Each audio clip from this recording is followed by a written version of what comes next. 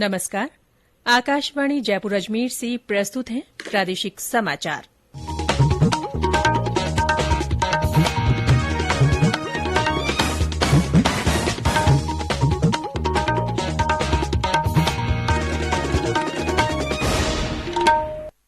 मुख्य समाचार।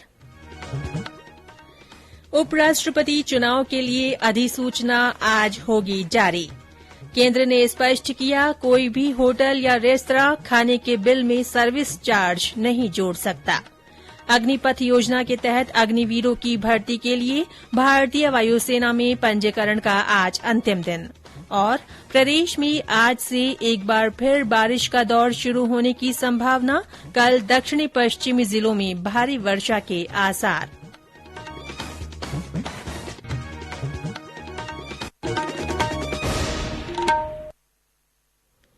समाचारों के साथ मैं रितिका गुप्ता। और अब समाचार विस्तार से।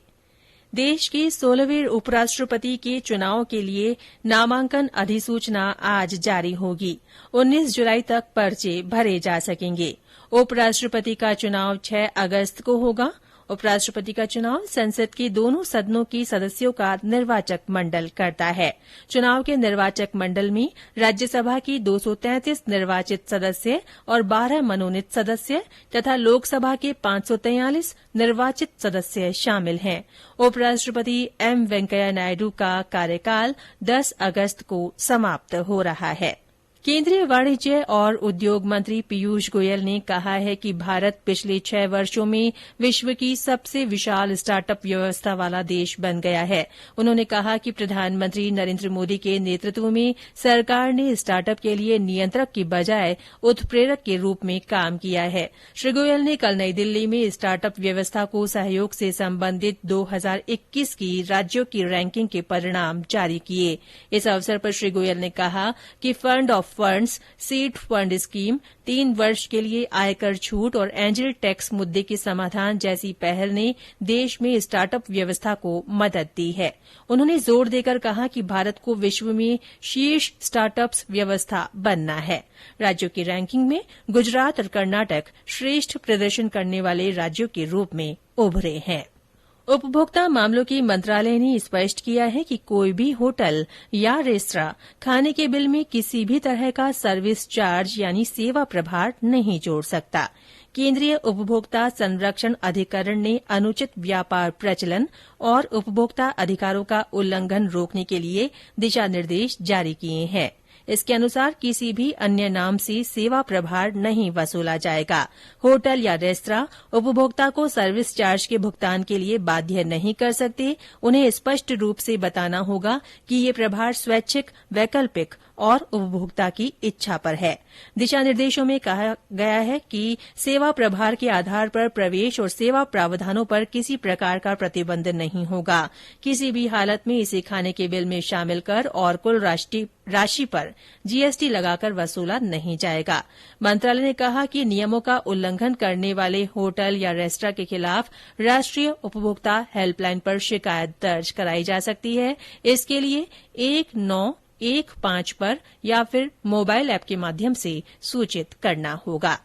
पूर्व केंद्रीय मंत्री और जयपुर ग्रामीण सांसद कर्नल राज्यवर्धन सिंह राठौड़ ने कल जमवा रामगढ़ विधानसभा क्षेत्र की ग्राम पंचायत भावपुरा में अमृत सरोवर अभियान की शुरूआत की। इस अवसर पर भाजपा कार्यकर्ताओं ने सरोवर के आसपास सफाई की और विभिन्न प्रकार के 101 छायादार, फलदार और फूलदार पौधे लगाए। इस अवसर पर कर्नल राज्यवर्धन ने कार्यकर्ताओं का आभार व्यक्त करते हुए कहा कि प्रधानमंत्री नरेंद्र मोदी के आह्वान पर चलाए जा रहे अमृत सरोवर अभियान से देशभर के सरोवरों का सौंदर्यीकरण हो रहा है। इससे हरियाली के साथ ही पानी की उपलब्धता भी बढ़ेगी। प्रदेश में राजीव गांधी कृषक साथी सहायता योजना के तहत ऑनलाइन भुगतान की सुविधा शुरू हो गई है। कृषि विपणन राज्य मंत्री मुरारी लाल मीणा ने कल जयपुर में इस सुविधा का शुभारंभ किया। उन्होंने योजना के तहत 8 किसान परिवारों के खाते में राशि स्थानांतरित की। कार्यक्रम में कृषि विपणन विभाग के निदेशक सीताराम जाट ने बताया कि राजीव गांधी कृषक साथी सहायता योजना के अंतर्गत किसानों और खेतीहर मजदूरों द्वारा कृषि कार्य या मंडी प्रांगण में विपणन कार्य करते समय दुर्घटना में मृत्यु या अंग भंग होने पर मंडी समितियों द्वारा आर्थिक सहायता दी जाती है।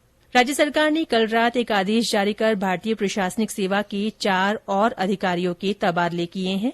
इससे पहले कल 29 आईएएस अधिकारियों की तबादला सूची जारी हुई थी। इसके अलावा भारतीय वन सेवा के 36 अधिकारियों को भी बदला गया है। ये समाचार आकाशवाणी जयपुर अजमेर से प्रसारित किए जा रहे हैं।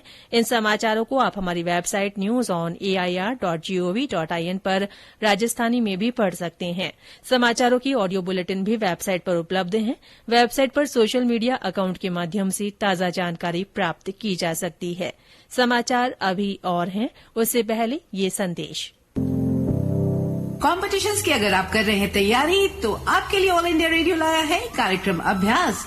एक ऐसा कार्यक्रम जिसमें आप पूछते हैं सवाल 9289094044 पर या फिर ईमेल करते हैं abhyas.airnews@gmail.com पर, जिसके जवाब एक्सपर्ट देंगे शनिवार रात 9:30 बजे। इस बार का विषय है ज्योग्राफी यानी कि भूगोल और प्रश्न भेजने की अंतिम तारीख है 6 जुलाई। आपके सवालों का हम कर रहे हैं इंतजार। आपका अभ्यास हमारा प्रयास। प्रादेशिक समाचारों में फिर से आपका स्वागत है। भारतीय वायुसेना में अग्निपथ योजना के तहत अग्निवीरों की भर्ती के लिए ऑनलाइन पंजीकरण की आज आखिरी तारीख है। इसके लिए पात्र अविवाहित पुरुष शाम 5 बजे तक ऑनलाइन पंजीकरण करवा सकते हैं। जनसंपर्क अधिकारी लेफ्टिनेंट कर्नल अमिताभ शर्मा ने बताया कि 29 दिसंबर 1999 से 29 जून 2005 के बीच जन्मे पुरुष उम्मीदवार इस भर्ती के लिए पात्र होंगे। पूर्व मुख्यमंत्री वसुंधरा राजे ने कल उदयपुर पहुंचकर मृतक कन्हैया लाल के परिजनों से मुलाकात की और उन्हें सांत्वना दी।